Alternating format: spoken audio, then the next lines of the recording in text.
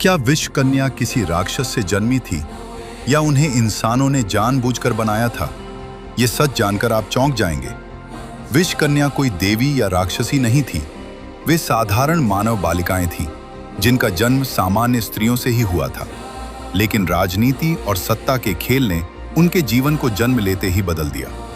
प्राचीन भारत में षड्यंत्रों और गुप्त युद्धों के युग में कुछ बच्चियों को बचपन से ही थोड़ी थोड़ी मात्रा में विष दिया जाता था। सांप, बिच्छू और विषैले पौधों से बने औषधीय जहर उनके शरीर में उतारे जाते, ताकि धीरे धीरे वही विष उनके रक्त, त्वचा और श्वास का हिस्सा बन जाए। समय के साथ वे स्वयं चलती फिरती मृत्यु बन जाती। उनका स्पर्श, उनका आलिंगन, यहाँ तक कि उनकी सांस भी दूसरे के लिए घातक हो जाती। इतिहासकार मानते हैं कि विषकन्या का यह प्रयोग चंद्रगुप्त मौर्य और चाणक्य के समय अपने चरम पर पहुंचा। राजनीतिक शत्रुओं को हराने के लिए जहां सेना असफल हो जाती, वहां एक सुंदर विषकन्या भेजी जाती। कहा जाता है कि राजा पर्वतक का अंत भी युद्ध से नहीं, बल्कि एक विषकन्या के माध्यम से हुआ।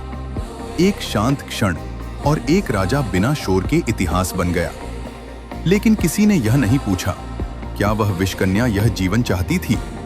जिसे मां की गोद में सुरक्षित होना चाहिए था, उसे सत्ता का हथियार बना दिया गया। शायद इसीलिए कहा जाता है, विषकन्या जहर से पैदा नहीं हुई थीं। उन्हें डर, राजनीति और इंसानी क्रूरता ने विषैला बना दिया।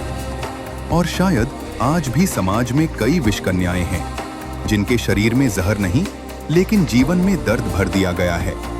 क्योंकि जब इंसान इंसान को हथियार बना दे, तो वही इतिहास की सबसे खतरनाक विषकन्या होती है। क्या विषकन्या पैदा होती थीं या बनाई जाती थीं?